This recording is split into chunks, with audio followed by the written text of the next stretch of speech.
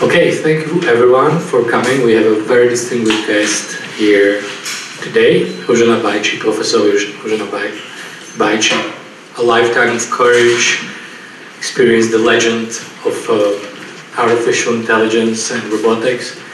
I believe I heard on radio yesterday you were one of the 3 women in Slovakia who hold a doctorate in robotics. Otherwise you hold 2 doctorates. Yes. One from the Slovak Technical University, the other one from Stanford. Currently working at the University of California in Berkeley. But it's not only a story of great scientific and research career, it's as well a lifetime of trials and courage, going through 2 totalitarian regime, wartime, Slovakia, Hitler, Stalin. So we'll be addressing all of these, including the artificial intelligence and robotics. We split in 2 parts. I will be asking more questions related to this part of your life, and then Peter Košina, who is our leading expert in math, algorithms, and everything technology, or technical. Board where I can write equations. Yeah. All right, this joke. No. He will be asking questions about this. Okay. And we'll have as well time for questions from the audience, and I believe we have questions that were assembled via our internet. So thank you very much for finding the time and discussing your career and your life with my colleagues at ESET. So, we'll start. And I'll start chronologically. At the very beginning, with your very difficult childhood. Yes. Your parents, both of your biological parents died. First, your biological mother was murdered, and anti-Semitism played a role. Right. Then your father was arrested, released.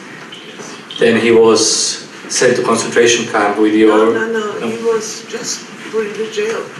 At that time? At that time. Yes. Then he married, you had your beloved stepmother, yes, which you took as a biological mother, and then they died. They were killed in 1944 in, I think, December. They were killed in December. There is a mass grave in Kremnička. You probably know where Kremnička is. So that's where they were killed in the mass grave. You probably saw movies where people were put in the row and boom, boom, boom, and they fall into the ducts, and then they put the earth over them, and that was the end of it. Yeah, go ahead. So, let me talk or ask a little bit about this trying time. You were very young.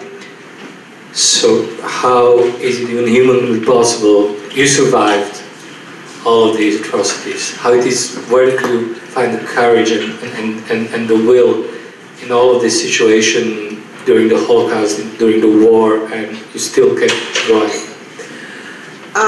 Well, coming back here, and this is not my first time, maybe this is my 3rd time, and I was really reluctant to come back because I was really scared how much all this, just the geography will remind me, the bad things. But I can tell you guys that war, and unfortunately we are not over. I mean, look at Syria, what's happening in Middle East, and, people are fighting in Africa, everywhere where you can think of. But the war really brings out the best of people and the worst. So I would say just in one sentence, in my case, there were bad Slovaks. My parents' name was Kučera. Was not a Jewish name. So obviously somebody said to the Nazis, these are Jews, period. So that was the bad Slovaks. But then there were the good Slovaks who saved me, all right? who gave me shelter, and I was 11 years old, so they took me under their wings. So you can't generalize. We are all in the reason I like science and mathematics. You can generalize.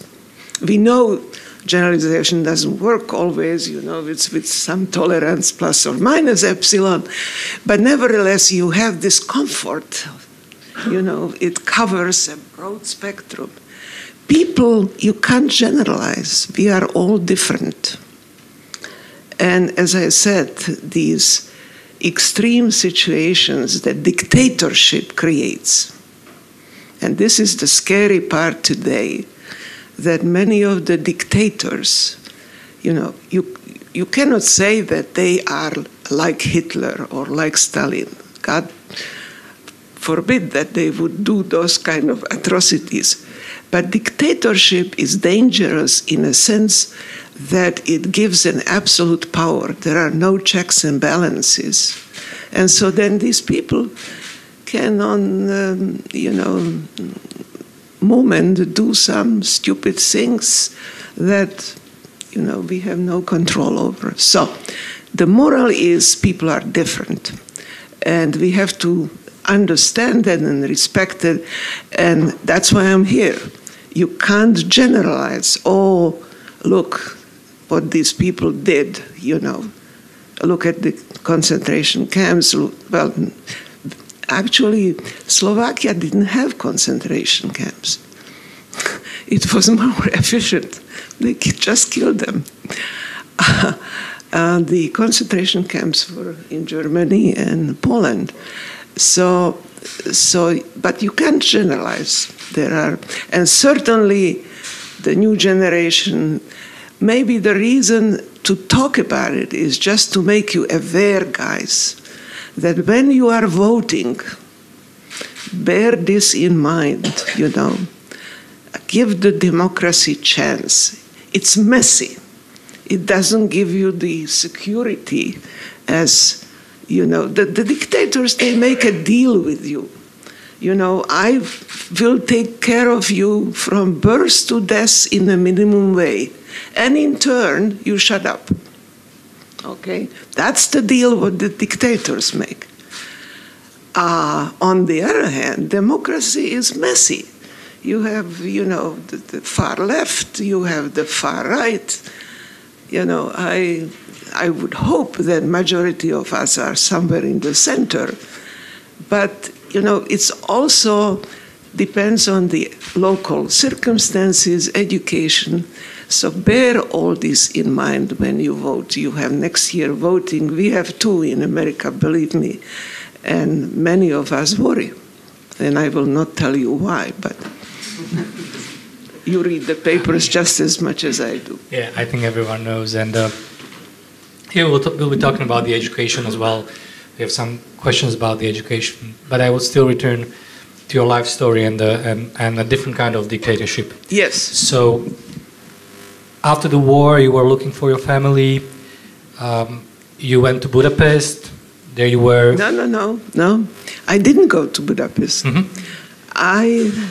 In 1945, as you know, the Soviet forces came to Zvolen on, I remember that, 14 March. It was a special day they came. And then the end of war was May, what was it, 5th or 4th, something? 8th of May, yeah, 1945. Right. After that, I was in the Red Cross with my half-sister. And people said they were looking for relatives because people didn't know who was alive, who was not.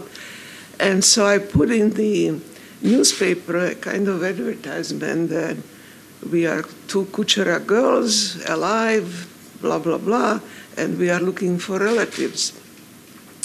So my stepmother's sister lived in Budapest, and she survived. She was a medical doctor, and she survived. So she replied, and then she came to see us in Zvolen. So I never went to Budapest. I couldn't go to Budapest thanks to Mr. Stalin, probably 10 years later. Yeah. The doors were closed even between Slovakia and Hungary. Yeah. But I believe your sister went there. Okay, so my sister was taken by our aunt, my step-aunt, because she was ill and she was much younger, so she took her, that she will take care of her. And then it kind of got prolonged, and eventually, the doors were closed. So I stayed in Slovakia. Then from Zvolen, I moved to Bratislava. And she stayed in Budapest and was raised by our aunt. Yeah. And you still didn't leave? You were here in Bratislava, you studied at the Slovak Technical University? Well, no, first later? You have to mention this because I really want to give credit. When I came to Bratislava, I think this was 46, so I was 13. And I enrolled to the Dievčenské gymnasium. You know, some of you know that on Dunajská 33, I believe, was a building. I don't know if it still exists, but so I enrolled there, and I just had a fantastic education, guys. And the reason I'm mentioning this, that I don't know, maybe I'm dreaming, but it would be fantastic if you can recover that kind of education. And I assure you, you can even make a business out of that kind of education. We went to school 5 days. We went to school Monday, Friday, 8 hours, and Saturday, 6 hours. And we had a lot of homework. The afternoon was filled with homework. We went to 2 o'clock and did the school, came home, to the orphanage where I lived, and worked on my homework until dinner. And this was every day. And so the only time we had a fun, quote fun, was Sunday. And I just visited my best girlfriend from those days. Polda Shajdikova was her name. She's still alive. I visited her yesterday. And we reminisced that every Sunday we would go for walks. That was our fun. And we both were very interested in science. So she reminded me yesterday, she said, you dragged me to hear Ilkovich. Do you remember the name Ilkovich? He was a professor of physics. And I was interested in physics, so she went with me. And then I went with her to hear some biology because she was interested in biology. And we really were interested in science at that time. And this was so I had everyday mathematics, everyday Slovak language, 3 times a week physics. The last 2 years we get calculus, So I had natural sciences. I had mineralogy, I had botany, I had zoology, I had, I had anatomy, guys. A class in anatomy, which eventually served me in my research. So it was a fantastic education. And I wish somebody would take hold of this and create something like this. I am sure you can make money because even in United States, high school education is lousy. I am extremely critical of that. Unless you pay $30,000 and you send your kids to a private school. Then in private school you can demand, what they teach you. But unfortunately the public schools are lousy and so if you can create such a school here, it was fantastic. So then I finished in 52. And I went to the university. Now, Yeah. And you were always attracted to math Yes. specifically right. from the high school times. But then you went into a technical school, not a pure mathematical school. So what was the reason behind that? Political. Plain and simple. I was, in those days, remember, 52 we are talking, if you had a degree in mathematics, the only thing you could do, teach, or you can work in insurance companies doing those insurance tables. Okay? And in order to teach, this is 52, or, if you add 4 years the university, so it would be 56, 7. And it was very clear that in order to get a teaching position, you had to be blessed by the Communist Party. And I was not in favor of the Communist Party. So I said, well, how will I support myself? I was very conscious, guys, that I was alone. I was an orphan. There was no mama or papa who was going to bail me out. I had to make it on my own. And it really goes on even today. And what happened, so I looked at the engineering profession, and I decided electrical because it had the most math. It was a simple decision. So that's the story. And your life shows you definitely made it. Then came 1967. You are going to America, to Stanford. You're Yes. staying there. 1968, Czechoslovakia gets invaded by And the I Warsaw don't come Pact. back. Yes. And you're losing your family again. Yes. Well, I had to make a decision, guys. And I'm sharing this with you because I'm sure many of you will be sometimes in your lifetime, you are on some kind of crossroads. If I do this, what happens? If I do that, what happens? You always have to think as an engineer or as a scientist, consequences. Every step you make in your life has consequences, and you have to think about them. So I came to Stanford when I was already 37 or something like that, 38. I don't remember exactly. You can calculate. I got there 67, and I was born in 33, so something like that. And so I left 2 children here because in those days they would not let you go unless you had some guarantees that you come back. And my intent was coming back, but then the Russian tanks came, and I started to think, if I go back, I sacrifice my life for the sake of my children, but what is the next consequence? We all will be stuck here, and God knows when, any time, another change will open. So if I stay, I can make a career and create a life for my children and myself.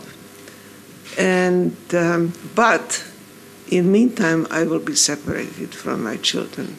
So I took that risk. And it was really a risk because it wasn't clear at all that my children will accept that. The probability was 50-50 that they would reject me. Mother, you left us. Okay? So it was a very hard decision, but I was determined to make it and create a life for them and for myself, which I succeeded, and the story is very happy ending because actually both my children came eventually. I had enough money to get them going. They both got PhDs in America, and everything turned out happily ever after. But it was a risk. And I remember first time I met my daughter after 10 years or so, and she really gave me hell. Mother, how could you do this? Do you realize how we missed you, how difficult it was? My son was different because he was much younger when I left, so he didn't have that relationship with me, but my daughter gave me hell. And she was right. I mean, but this is the price you pay, guys. So. But you are now all happy together in, yes. In the United States. So yes, and if you came ending. yesterday to my talk, I had a picture there of my whole family, and I am a very happy mother, grandmother. In fact, my granddaughter is now a PhD student in robotics. Can you believe it? Yeah, that's surprising. Brainwashing works. Before I turn to Peter, he'll be asking the anyway, questions. That's the story. So it got happy ending, but it wasn't sure at all. So you are now in Stanford, 1967, 1968. Right. You're working on your second PhD. Right. And shortly after you making this great research scientific career in robotics, and you are a woman. Only here in this country you were only one of the 3 women who got a doctorate. I guess in America the situation was not that much better. So no, not at all. How does it work like for a woman arriving there? And I go to a conference, there would be 100 men and 1 woman. Yeah. Bajcsy. You know, so now things have changed for better in this regard. Well, look, guys, when I got to Stanford in 67, there was this very bourgeois prevailing view. Even if you are an educated woman, you stay home and you raise your children in an educated way, and you play the representative to your husband's, professional business. You give cocktail parties and dinner parties and so. So that was the assumption. When I came to University of Pennsylvania in '72, I was the first female faculty in the engineering school, and the guy who hired me said, "Oh, Dr. Bajcsy, how come you are not married? You don't look so bad."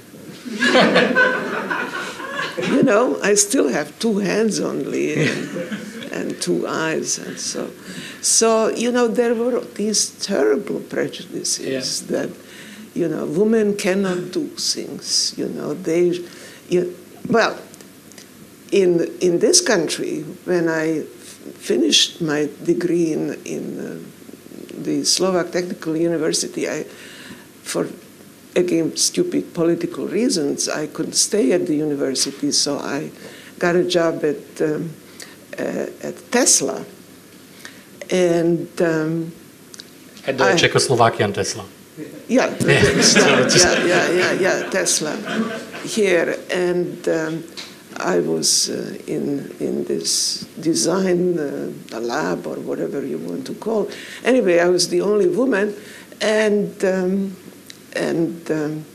one colleague, no names mentioned, I don't know, maybe he's still alive, said, "Oh, Ruzenou, you should be here. You should go to some library, use your electrical engineering knowledge, be a librarian." And I said, "No, I didn't study to be a librarian. I studied to be an engineer."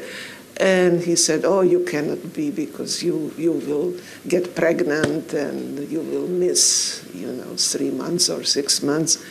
And I said, "Yes, that's very possible, but you can get a tuberculosis and be out for 1 year." Strangely enough, he did.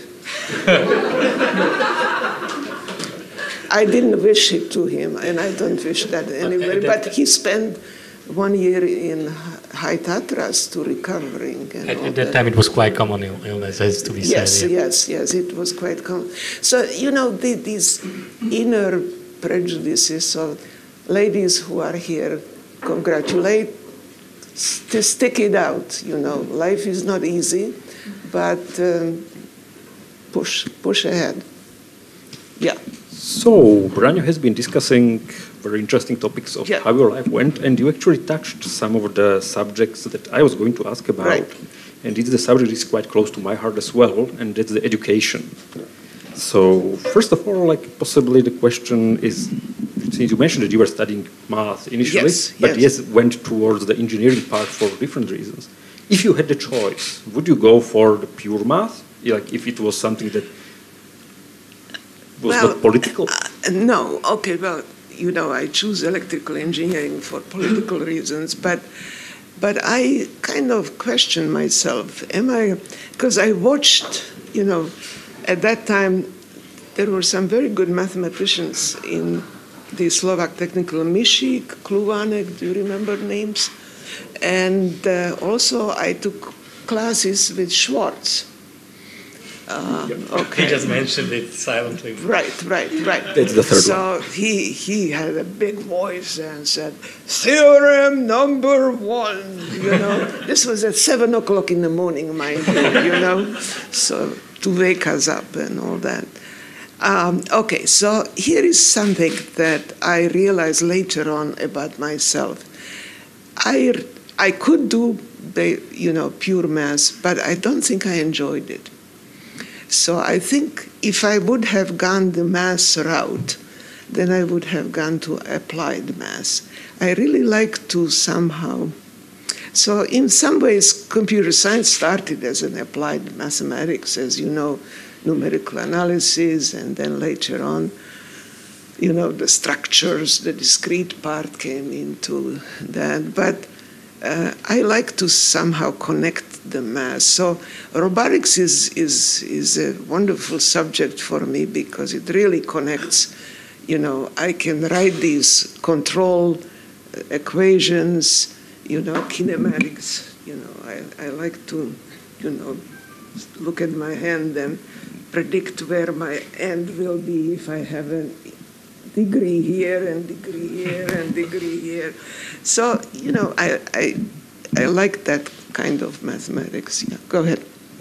Because what I'm seeing and what quite a few people are seeing around is that some students, and generally math is not really the subject that they enjoy, they like. They find it something to be either boring or even outright evil, possibly because of the teacher. But that is a problem of a teacher.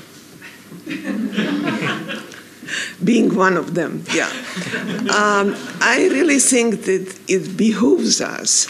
And you see, again, here is one point I like to make, at least in this context.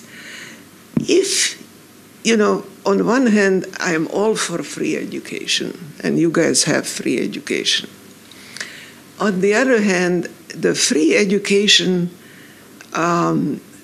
you know, you don't have very much control over the teacher. You know, if the teacher teaches what he taught or she taught 30 years ago, you don't have very much screw or power how to change it. On the other hand, if you pay, and I tell you, even at Berkeley, which is a public school, you know, the students have to pay tuition. The students vote with their feet.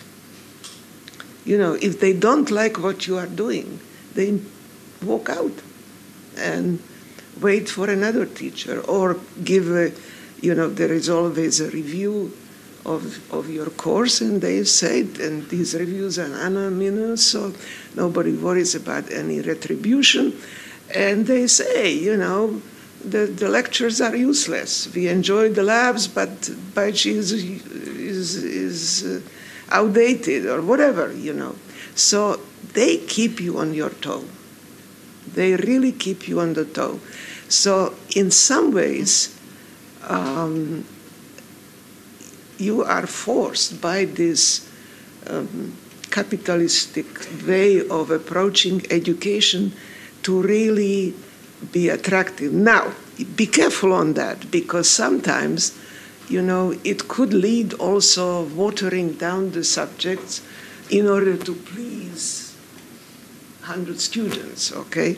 Now, I can tell you, I don't buy that. I started the robotics course about 5 years ago. I started with 20 students. And I used the matrix calculations of transformations of rotation and translation when I taught kinematics, and then dynamics is second order differential equations, basically. That's what. But I also made sure that with every equation there was some connection to the real thing. So I used my body to show what kinematics can do or not do, and then we had labs, and I wrote proposals, and I generated 5 robots, and so we can schedule students to have every week experiments. It's very important on my books. Anyway, the reason I'm mentioning this is that after 5 years, I have 180 students in the same class. Okay? So the fact that, and it sort of went by word of the students. I took the 104 class, and I like it, and so over 5 years, I built up the class from 20 to 180 students. So that's the way how I approach things, and I suggest that it's not a bad approach. But students love to connect with the real, the mathematics with the real experimental thing. So if you can, for example, I teach, part of that course is a computer vision, so I teach them about cameras, for example, focal lengths, how vergence, and how it changes the depth perception, etc., etc. So, and you can do that. Now we have devices. And don't tell me we don't have the money. It's not that expensive. Thank you, because this actually confirms what we are seeing as well when we started doing one course for the university students. Right. They also liked the idea that initially there were fewer of them, and then they found out that this is challenging, this is interesting, but it's not easy. They go there because it is hard, not because it is easy. And despite that, they could still attend very happily. The good students like to be challenged, Otherwise they say, oh, this is boring, Why do I want to spend my time on this? And money sometimes. Yeah. Okay, well, from this point of view, you mentioned something like if we teach stuff that was there 30 years ago, we had something similar in our university. There was a course that was on some introduction to AI, which did go over those last 30 years, rather than starting with something that was 30 years and going backwards. But how to deal with all the new developments, all the new findings, like how to make sure that we can fit all that into... Peter, this is music to my ear. Thank you. Because in America, and I have been complaining about it bitterly, the students who are very bright, they don't know anything that happened. They know the literature last 5 years, nothing before. And that's, they think that everything is discovered last 5 years. Baloney, I have lived it. So I tell you, there is I took in a sheet of a book from Christos Papadimitrios. Christos is a quite well-known computational theoretician. He's now at Berkeley. Very colorful guy. I mean, if you ever can get him to come and give a talk, he's a lot of fun. But he started a course, seminal papers, and just a seminar covering old seminal papers. Now, I guess in theory it's a little bit easier because things don't move that fast, But I now, in every time I give a lecture, and Google is wonderful in this regard.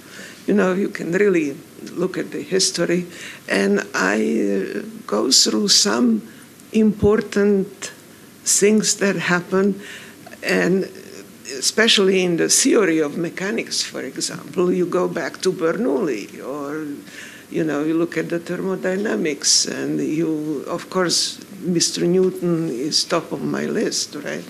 But you have to sort of show the students that we stand on the giants' shoulders, and they should really appreciate that. Well, the other part that is there is possibly playing the role of marketing when it comes to things like you have AI and everything is new, everything is discovered just now. Whereas if you look back, you see that, oh, this was actually known for whatever number of years. Right. So is it really that the current AI is just a hype? Disgusting. Sorry. We talked yesterday a little bit about that. I don't know when it was. So many things happened during the day. I get kind of a little confused. But it is, look, when I started my career in '72, really, that's when I started in Philadelphia, the University of Pennsylvania. The atmosphere in academia was that you did a serious work, you publish it, and that was the end of it. And that's what I did. It's fascinating, guys. You know, yesterday there was all this conversation. How important is this metrics, whatever they use it. And, you know, I get requests now, 300 per week requests for my papers that I wrote in 1970s. It's incredible. I can't believe it. But any case, so that's what we did. And we picked problems that we thought they would be ready 5 to 10 years. Because I realized very quickly that industry, of course, is pushed by the bottom line, you know, what you can sell.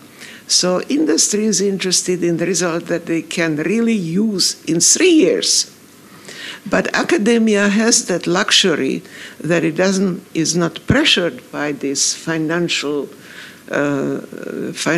pressures, and therefore can ask some more far-reaching, difficult, sometimes iffy questions that maybe will turn out to be useful 5 to 10 years. And that's what I did. Now, the last 10 years, especially living in Silicon Valley, guys, the whole pressure on universities has completely changed. You have now management departments, the business school has combined courses with the engineers to get, you have innovation centers. So there is a lot of pressure, to work on short timeline problems, okay? And B, really push the students and the faculty to connect with the industry and do translation, what they call translational work. It's all good. Maybe what we had in the 70s was too extreme, but now I think what is going on is too extreme on the other side. Because somebody, and it is in your interest, that people like Bajcsy or her students are asking, what's going to be in cybersecurity 10 years from now? What's going to be needed when you have these buffers like this, where combinatorics is not going to be a issue, you know, et cetera, et cetera. You really need some deeper, that it's not under the pressure to solve a problem that is tomorrow or 1 year from now or 2 years. So there has to be some kind of a balance. You actually preempted a question that I had, because but still, there is an aspect of it that is quite relevant. Because if you look at it to the future, you see that this might be relevant in 10 years. Right. But in 10 years' time, if you look back, how often have you seen that, yes, I was right, this is something that indeed is relevant, versus, okay, this is something that turned out to be not the right way, or this is something that was completely forgotten? Well, I tell you an example where I turned out to be right, although it took me many years to prove it. So in 80s, I invented this so-called field. I mean, it's really not field, but anyway, it's active perception. I wrote a paper, and basically I was inspired by a psychologist by name, what's his name? Well, my brain is going. I will come back. Anyway, the psychologists have recognized that basically people, they perceive and they connect the perception to action. So that was the idea of this. And being a control engineer, I said, all right, and have done some work in computer vision. I said, okay, so we can really create and show and give some mathematical equations for this perception-action connection, because the problem, the scientific problem there is not only how you connect this perception-action loop quickly, but it's also what is that information you want to extract so that you can act properly. So, for example, in the driving scenario, is you may not need to see everything in great details, but you need to see the road, and you need to see maybe the barriers on the side so that you don't bump anything.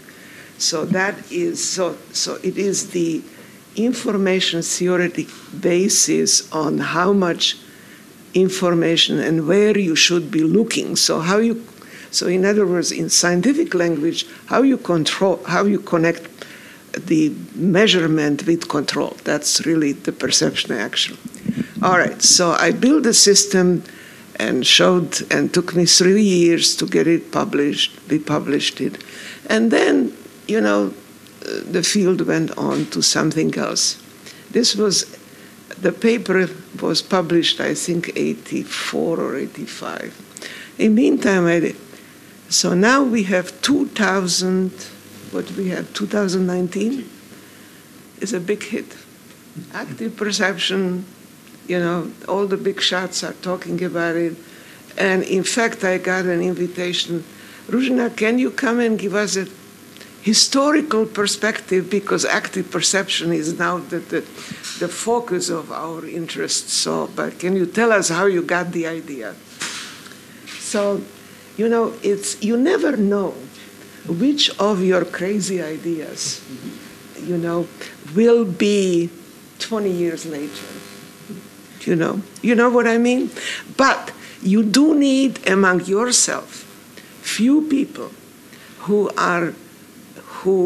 volunteer, let's say, to think a little bit outside of the box, a little bit further, which may not have immediate consequence for your bottom line, but it may be, and there is no guarantee, it may be something that will be important 5 years or 10 years from now. Well, we do have some visionaries, and that's the nice term for it, and the evil one is hipster, because they were doing it before it was cool. Yes. I mean, I talked to your original inventors. They started this in 87. It was fascinating. I talked to them, and it was a kind of a little computer club that reminded me very much Bill Gates. That's how he started, So, I don't want to say promote them, but don't hinder them if they have this.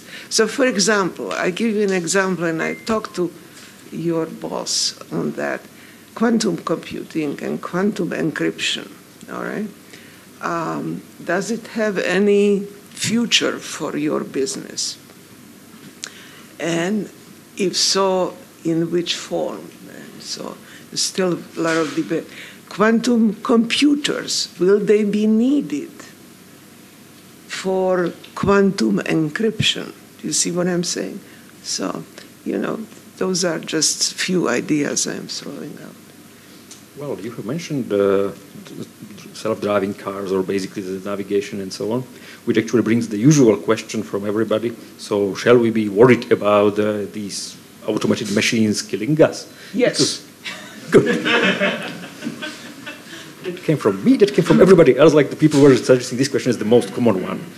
Should we be worried about the robots taking over and deciding that the humans should be eliminated, or is it more like we should be worried about single cars rather than a full-scale revolution?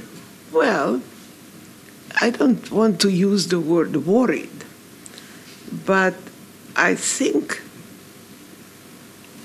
we hold the destiny. It's up to us what will happen. Or up to your children, maybe, if not us.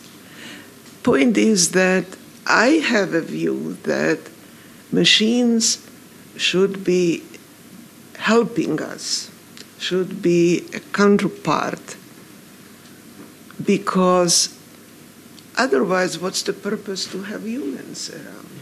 Okay?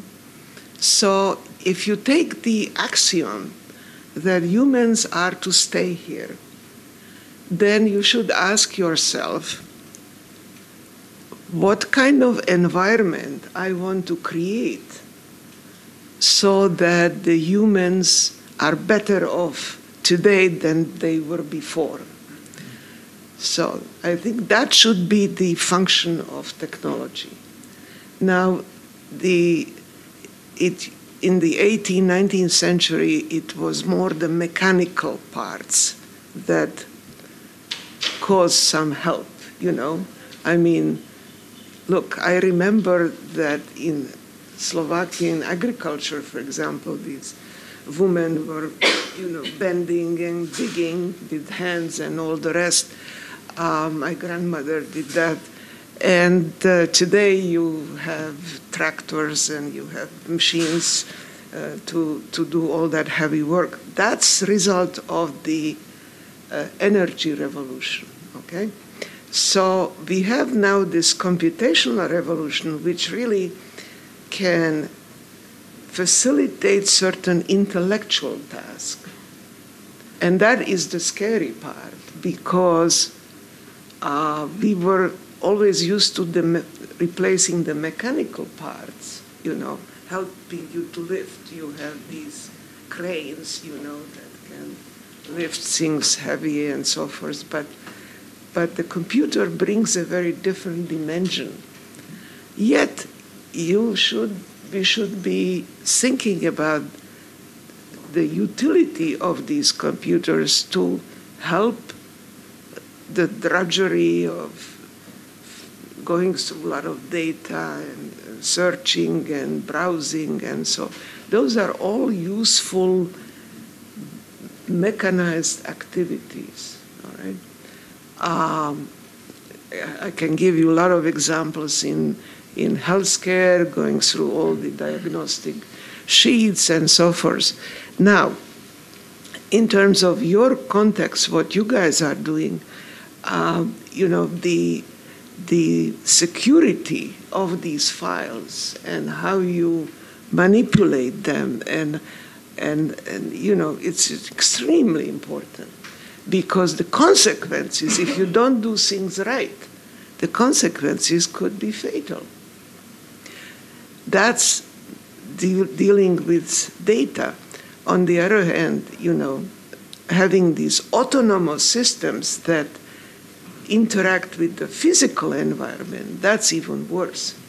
That's even worse, because, as you know, there have been some fatal crashes of these autonomous cars. So people are starting to rethink where is the proper insertion of this technology that we all are developing.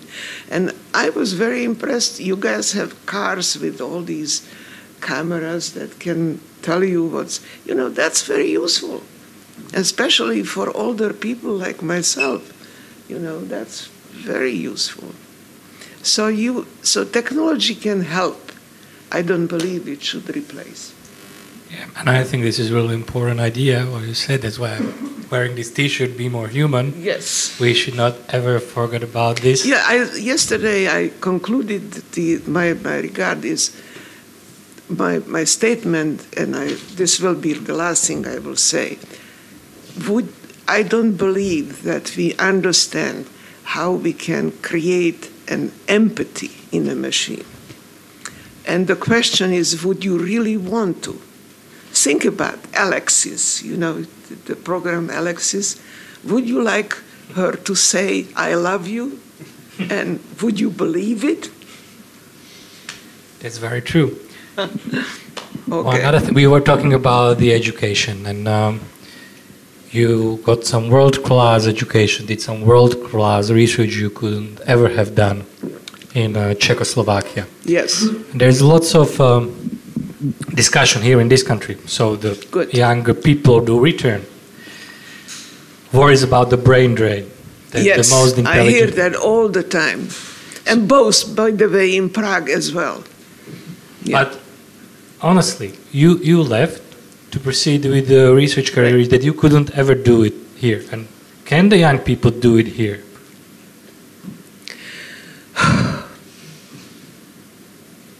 I would hope so. But in fact, I have been talking to various people. How can we create an environment where the young people feel that they can do anything their imagination and the intellectual capacity can perform? And, I think this region overall has changed considerably. The reason why I felt when I was here that I couldn't do that there was a tremendous resistance to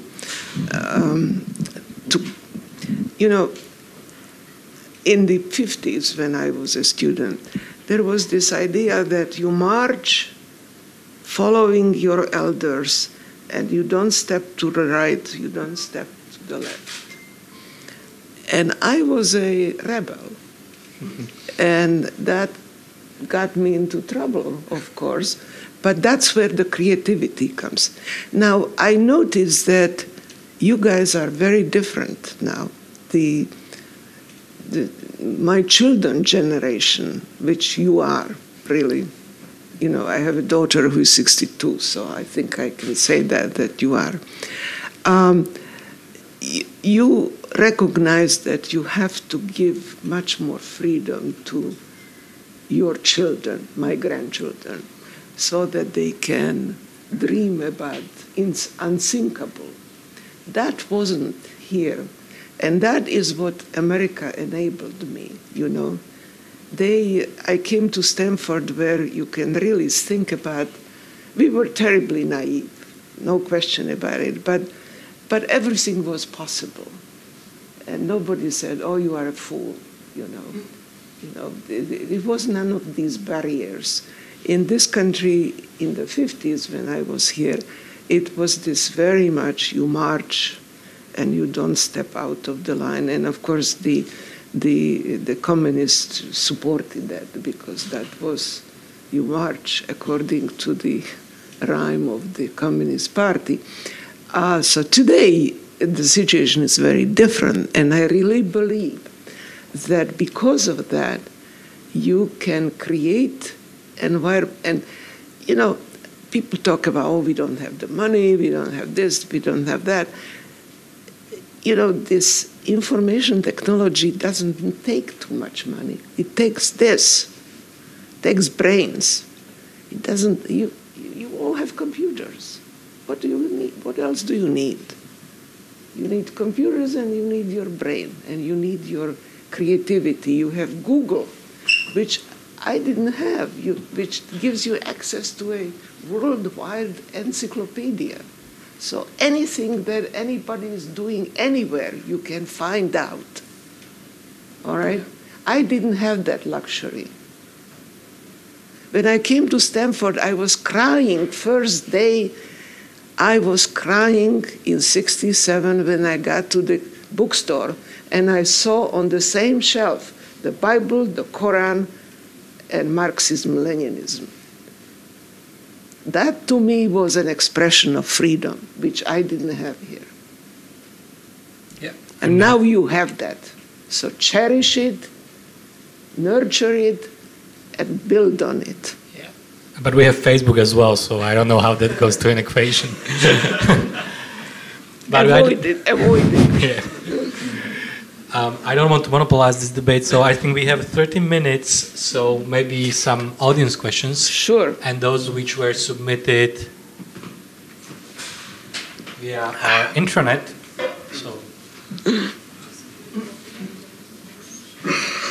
So just show your hands who has any question now in the audience. Okay. Yeah, go ahead. Would you like the microphone or something? Sure, go ahead.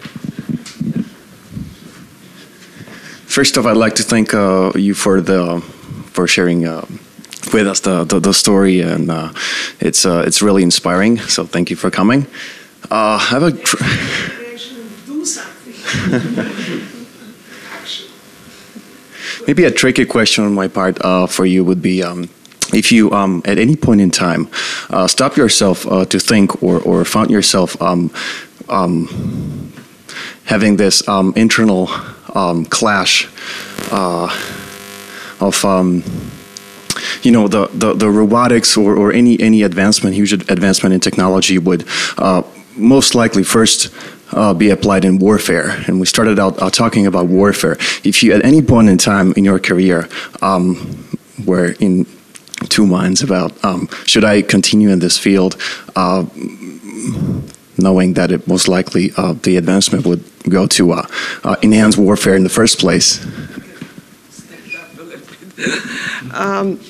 Very good question, and believe me, I and many others are asking continuously this. My husband, my second husband, not Mr. Bajcsy, but Mr. Frankel, was a nuclear physicist and later on high energy physicist. He was very much involved, as you know, after 45, the nuclear physicists were very involved in this question, how should you prevent another nuclear disaster? So to me, there is an analogy, is how can we prevent that whatever we discover, design, blah, blah, blah, can be misused or abused. And as you know, in America, a lot of the research support comes from the military, so many of us are talking about it. And I can assure you that it's not only us as faculty, but also the people who work in these Department of Defense agencies are thinking about that, So, not everybody is war or killing hungry in this regard. So people are very conscious of the danger that we... Now, should you stop doing what you are doing just because of this? And I will give you one consolation that helped me anyway, is that if you don't discover this, somebody will. There is a certain time in development where pieces come together and there will be somebody who will have this aha moment, just like with Einstein, the relativity theory. I mean, it didn't come from the heaven suddenly. I mean, he was surrounded with Bohr and other physicists that kind of interacted, and then suddenly he was the integrator, all right? But it didn't happen in abstract. And the same thing with our technology, So then, here is the answer, at least from my point of view. If I discover it before you do, at least I have some control over my discovery. If you step back and say, okay, I'm not going to work on this because this may lead to something, somebody else will. And then you have no control over that.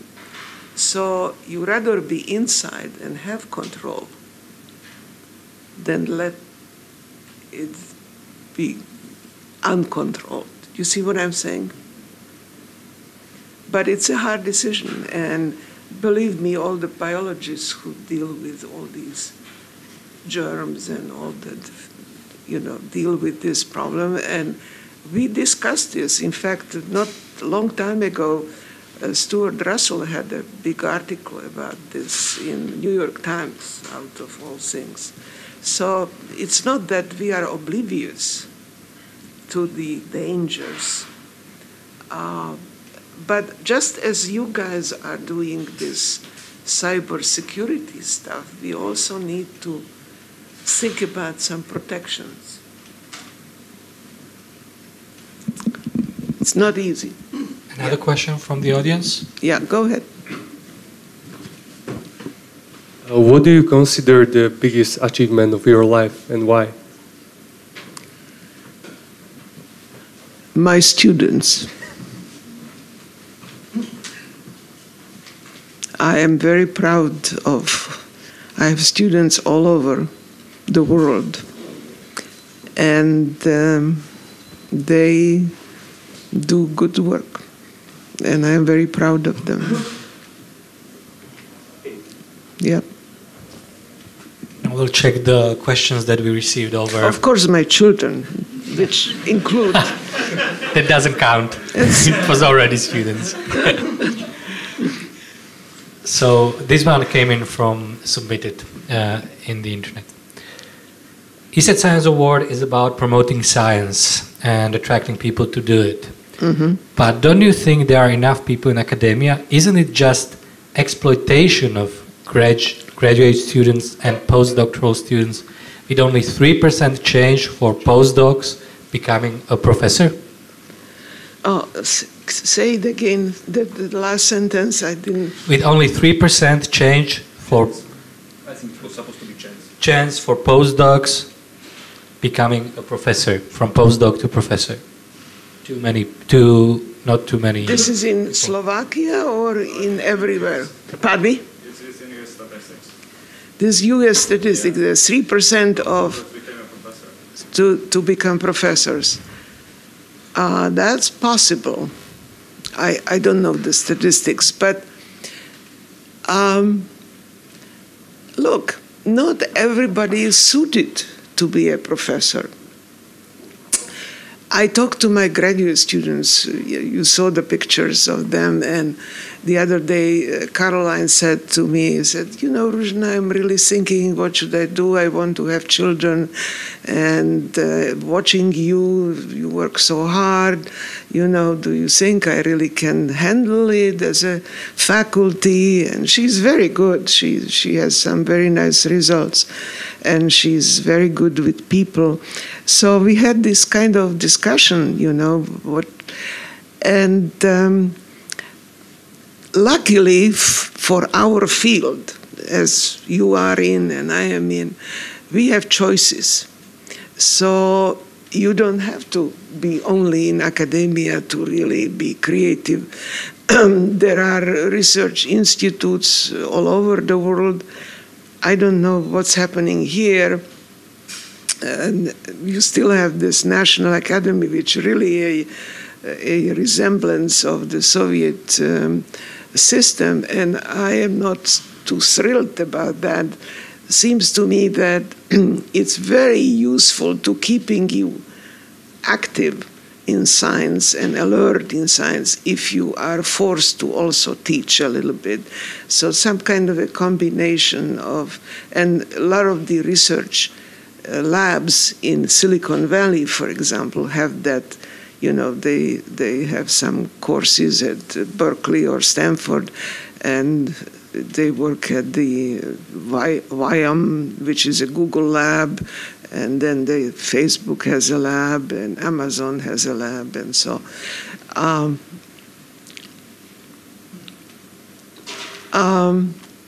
So yes, I think it's this statistics that you have is maybe not always always because the availability, because I assure you, many of these people, they want to be in top 10 universities. There are plenty of places in top 20 universities, or, you know, I get the request from Denmark, do you have any students? We have positions. Sweden has positions. I just got the request from Italy, you know, so there are positions. The question is, do the students want to go there, or they just all want to be in Silicon Valley? If that's what you really want, then you don't have too many options. So I think there are positions. And as I said, it's not for everybody, because life, at least in American academia, and probably here as well, there's a lot of pressure, you know. It seems that quite a few people are interested in robots here, so I will combine two of the questions since they talk about almost the same thing. What is the current stage of robotics, and what can we expect in the near future, like 1 to 2 years? Is AI development the only hope for the next-gen robotics? And when do we expect the human-machine interface to be advanced enough to be able to use robotic parts, body parts for people? It's too complicated question. So the first question, what do we expect from robotics in next 2 years? Yeah. All right, so I will say the following. And don't be upset if you are working on machine learning. This is my biased opinion. First of all, I think calling it machine learning or AI is really misnomer, because it's really what that whole technology represents, in my way, is statistical analytics. That's what it is, okay? I think what you will see is a little bit retraction in that whole area. Right now, everybody is going gaga. In fact, my students are complaining, Ruzenou, you know, we have to put some machine learning into this paper because we will not get published. And I said, but anyway, so seems to me that it's going to be in next 2 years, I predict that there will be some analysis where this data can be applied, where the statistical analytics makes sense to apply on this data. And I will give you some examples. It will not be good for driving or doing any interaction with the physical world. Something else has to happen there in order to make it really safe. The safety is going to be a big question. Where it will work fine, it will be in radiology, because you know what your measuring device is, so you can calibrate the damn thing, and you know by and large what you are looking. If you have X-ray images of lungs, you know you are looking for lungs and you don't see feet or something different, okay? So you know what you are looking for, and therefore this whole pattern recognition analytics is very justifiable, and typically hospitals have a lot of data. So you have the data, so you can apply these analytics. So that's one area where I believe it makes sense. Another area where it seems to me makes sense is finance, okay? In finances, the data is, what you collect data is relatively clean because you are clicking it, basically, or you have numbers, in finance. So you don't deal with this noise that you get from different measurements, like, touch or vision, where you have a mobile robot and so forth. So those are two areas where I think the machine learning will prove useful. Okay? Now, where on the other side, where robotics, where physical systems will make advances, is that, as far as I can see, including first of all, people are starting to seriously look at different materials. So a new advancement, and I'm teaching a course in this area, that's why I have been following it, it's what's called soft robotics. You see, the current robots are basically solid mechanics, rigid configurations, and if you know the mass, you can do the dynamics. So solid mechanics works in controlling the standard robots. What I think you are starting to see is what they call soft robots, where, first of all, it's continuous mechanics. Stiffness is going to play a role. Deformation is going to play a role. Twisting, bending. Okay. So, and that is important because that interfaces with the wearable systems that people are starting to really recognize as a good business, actually, because my generation is living longer than ever we believed, and therefore older people will need help. And I think that's where the robotics I see for next few years. Yeah. That was actually the last part of the question. When do you expect the human-machine interface to be advanced enough to be able to use the robotic body parts for people as a replacement? Yes, and it's really a combination of materials, new materials, which I think you guys have some expertise in this country, at least judging from these awards, and combination of new materials, but also electronics and control. Maybe some other questions from the audience? Yeah, go ahead. I have one. So there are lots of discussions these days, especially in the media. It's very popular to be picked up by media about what I believe is fairly distant future. So artificial general intelligence, and there are lots of people, like important people, Stephen Hawking, Elon Musk, who say it's going to be the end of humankind. I think my opinion is we are likely going to be something like ants are to us, to the artificial general intelligence. So ants, we don't really care about them. We don't go after them unless they're in my wife's kitchen. Then they're in trouble. But but if they stay away, so if they don't step on the wrong feet, they're pretty much fine. So what's your opinion on this topic? Well, Steve Hawkins is gone, right? So he's gone. He's passed away. Elon Musk has not proven to be correct in many predictions, so I wouldn't take him too seriously. He has money, and that talks, but I don't think they are over-optimistic.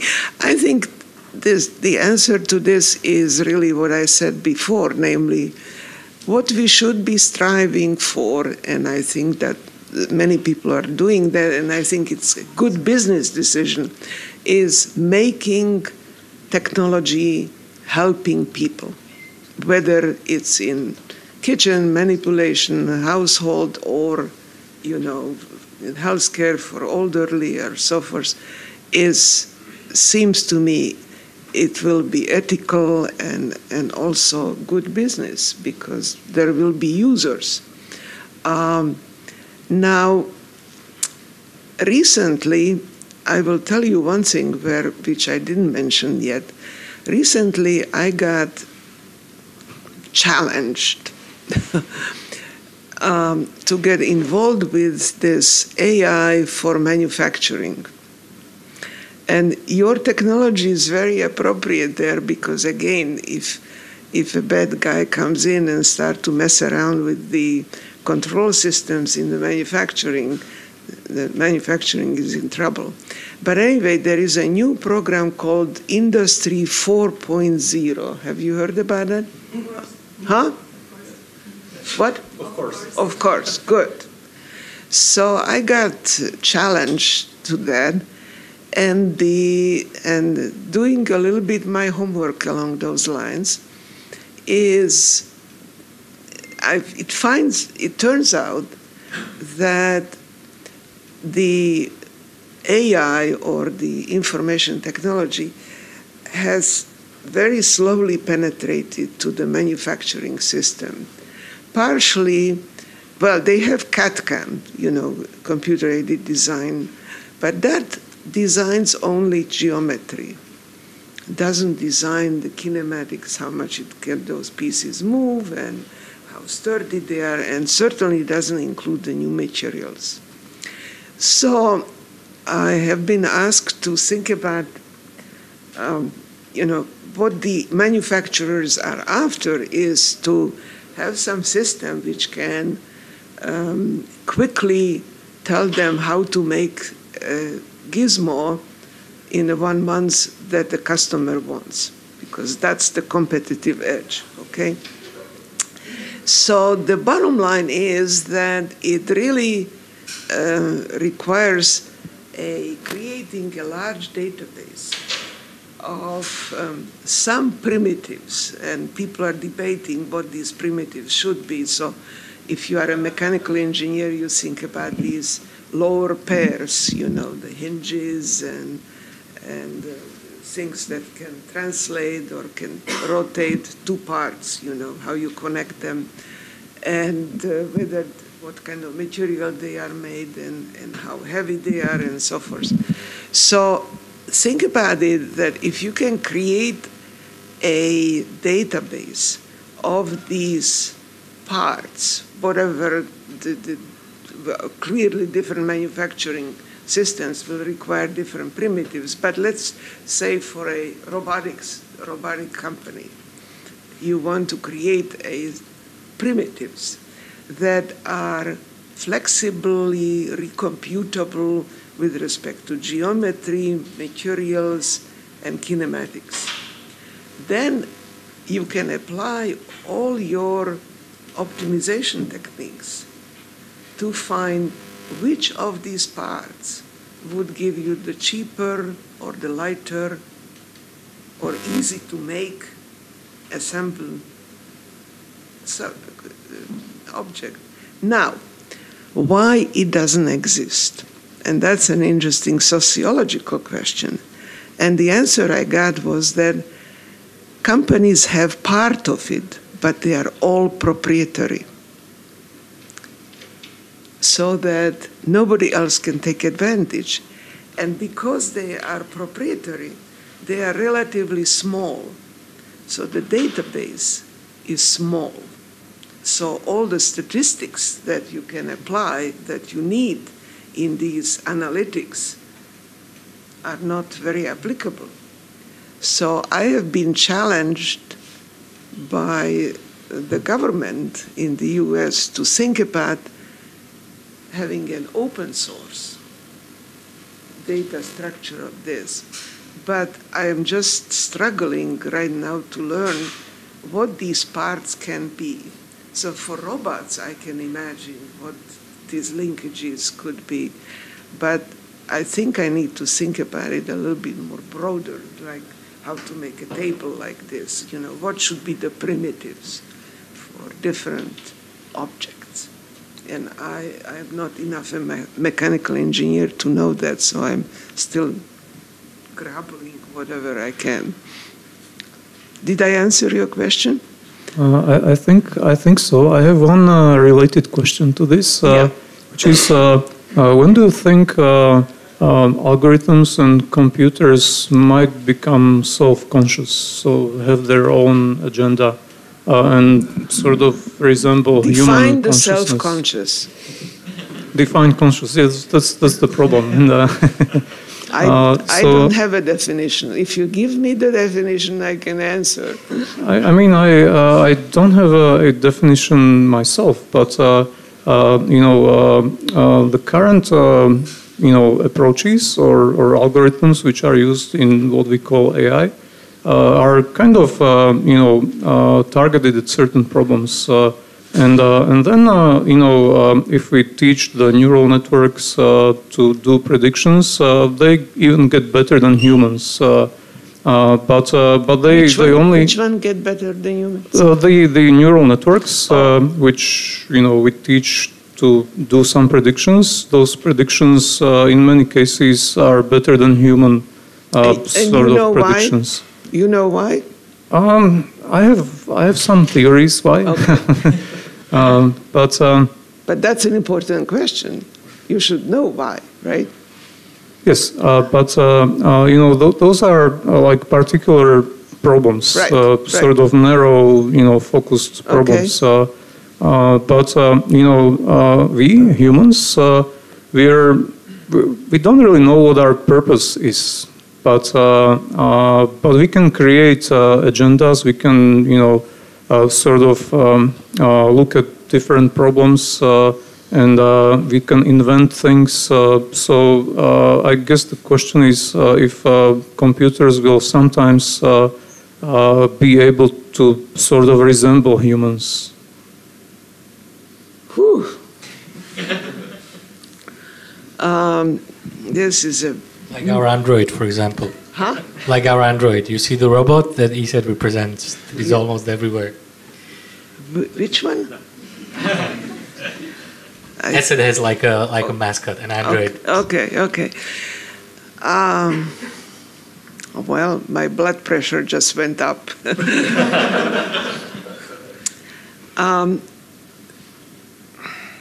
First of all, I have an issue with this prediction stuff. Because I can tell you why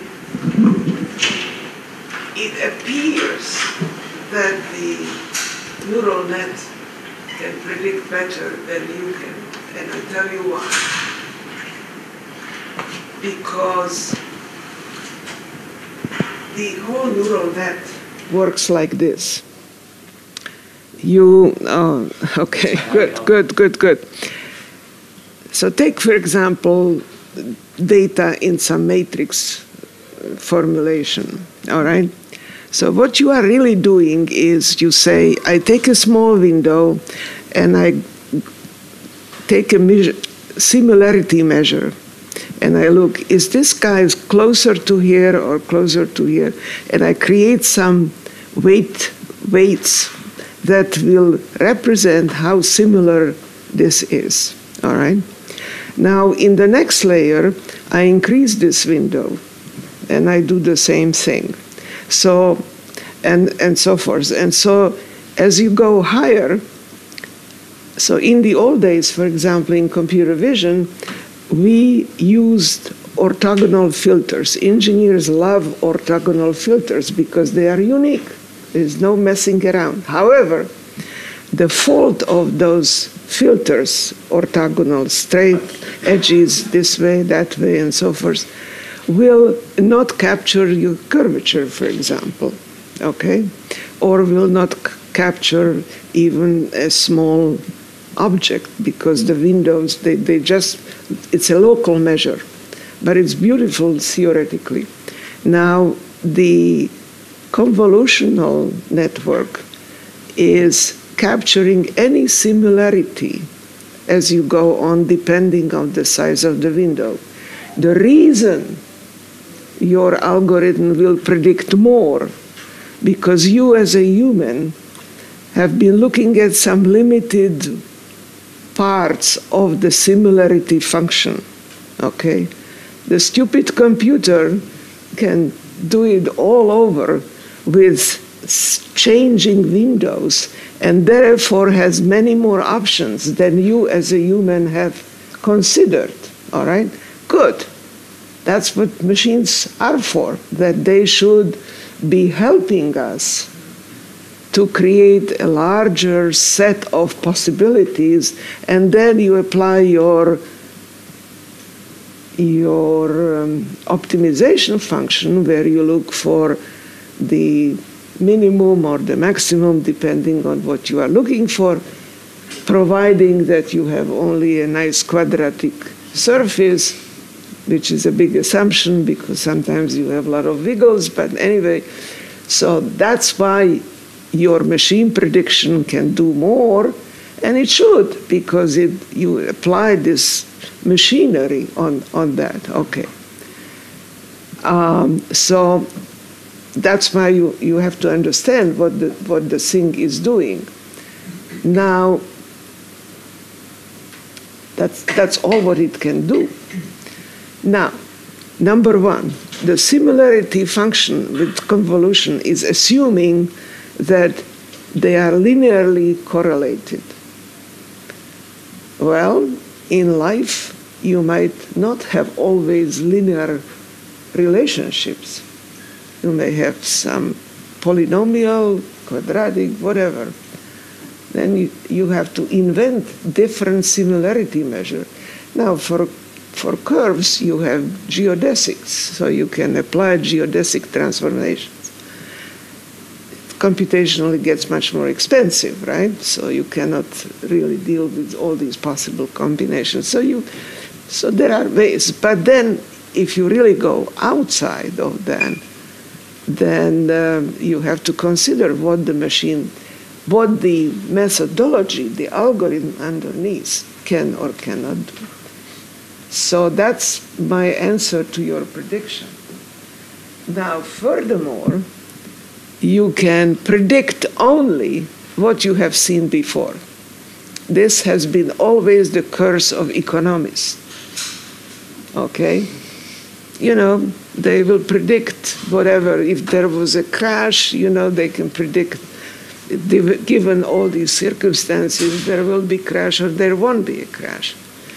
Now, you as a human can deal with even things that you didn't experience. All right? And that's the fallacy of all these analytics, that how to deal with things that you didn't see before. Now, at one time in my life, which was maybe about 10 years ago, I was involved in a research with a neuroscientist who studied monkeys. You know, poked things into the monkey brain. And it was very interesting that the findings that he found is that the monkey in vision, this was visual information, had a certain area that it was able to react on some of these edges and these local features. But then there was another area in computer vision. We had what's called a much more global representation, let's say skeletal or some global. Let's say you would have the arms and the legs and the body, you know, a little sketch. And it reacted to that with a separate part of the brain. Now, guess what?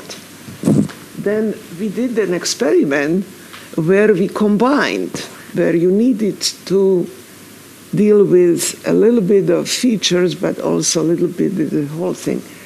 The system was capable to recruit a little bit detectors from this part of the brain and detectors from that part of the brain. Your neural net is not doing that.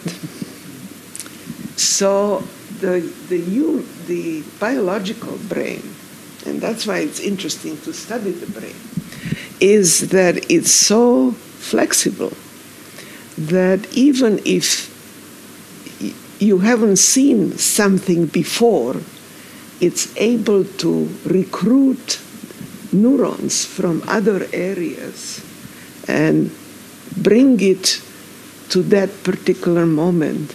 So it's a survival mechanism. Yeah, we are already having like 5 minutes after 12, so last question from the internet. You have shared quite a few interesting insights with us, and I will have one more question from some of our colleagues, and perhaps something between a question and a wish. Is there any chance that you will come back to Slovakia to share a piece of your expertise with our universities, perhaps as a teacher on the Slovak University of Technology?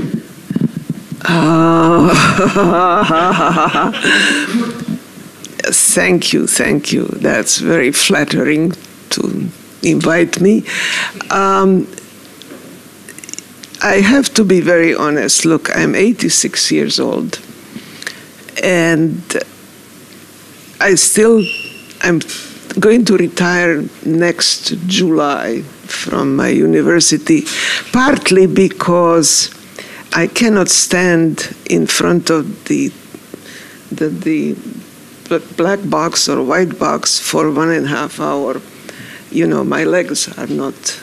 Now, you know, I can use the computer to write, but it's not the same. I like to write on the board. So what I do right now is kind of switching between slides and driving on the board and so. But I really feel limits of my body and my energy. So making any commitments beyond that is dangerous and irresponsible on my part. However, I promise you that if I am still in a shape, and people ask me, how are you, Ruzenou? I'm still walking. That's my answer. Because I see my colleagues my age, you know, they are in wheelchair and also. So if I am in shape, I will come. Okay, wow, that's cool. And it's still 12:15 or 12:30? 12:15 we were told, but okay. So that's cool because then we can run a little bit more questions from the internet. Can you just, we are quite comfortable with 12:30. Okay. But what time do we have to leave? 12:30 is enough. Okay. Okay, so some other questions from the audience? Not yet, so we can check. There are still some questions. I hope I didn't discourage you. No. That was not my intent. Okay. How does Slovak and other European research compare with the work being done in Japan? With next to no immigration, how does their research differ in aiming to look after an aging population? Well, first of all, the Japanese have woken up, and it's interesting. As I mentioned to some of you, I spent 1 year there on my sabbatical, and this was, well, almost 20 years ago, or maybe 15 years ago. No, about 20 years ago. And the top university, which is like Tokyo and Kyoto University, they really broke the rules that they hire now foreigners. So there are Europeans and Americans, professors at Tokyo and these top universities. This was a big break. When I came there, one of the presidents very proudly showed me one woman in the whole university. You know, we have a one woman professor, so things are changing. Now they do have a problem with immigrants on a lower level of. And they really, the reason why they put so much investment into building robots and home robots, personalized robots, because they have a big problem with aging population and companionship. If nothing else, just the companionship. So they are building these robots that look like people and try to act like people. And they also have a big business in building pet robots dogs, cats, whatever other pets, because somehow in the Japanese culture it's more acceptable. I don't think it would be acceptable here or in America, but in Japan this is very much, this is my little pet. I have a dog and I definitely wouldn't accept the artificial dog. Yeah, well, there you go, yeah. So that's what the Japanese. So my observation has been that, and that again has changed, in Japan they have put a lot of effort and time building robots. So they are really superb in mechanical engineering and electronics and building these things, and much less in theory. But that has changed too. I think the recent Nobel Prize, I guess in biology or so, went to a Japanese fellow. So, yeah. Okay, since we still have some more time, and there's a question. Okay, maybe one more philosophical question about the autonomous cars. Yes. One of the things that is preventing the cars from being massively used is the question of responsibility for any accident or something about it. Oh, do you think absolutely. it even has solutions, so it will be solved somehow? Well, people, the lawyers are getting into this because, it really has to map eventually to the regulations. What's considered the cause of the accident. As far as I know, right now in the United States, there are 2 places where they granted some permission for running these autonomous cars. Nevada, outside of the city, and Arizona, I think in Phoenix, they opened some roads for these autonomous cars. But look, the problem, in my opinion, with the autonomy is that, if things don't change, if everything is sort of according to the rules, you can program the car. It's not, a mystery. The problem is when things don't, when people, So it's the unexpected, again, just as I mentioned with the monkey, that how do you deal with the things that you haven't seen before? Speaking of lawyers, and sometimes people are very worried, like how they will be replaced by robots. Could we at least replace the lawyers by some kind of AI? Believe me, people are talking about it. Actually, it's not kidding. As you know, in the legal education, a lot of the education is studying the old cases, and citing them, trying to see, what kind of decision was made based on this case or that case, and then projecting it to and there, again, if you have considerable database of these old cases, you can extract, right?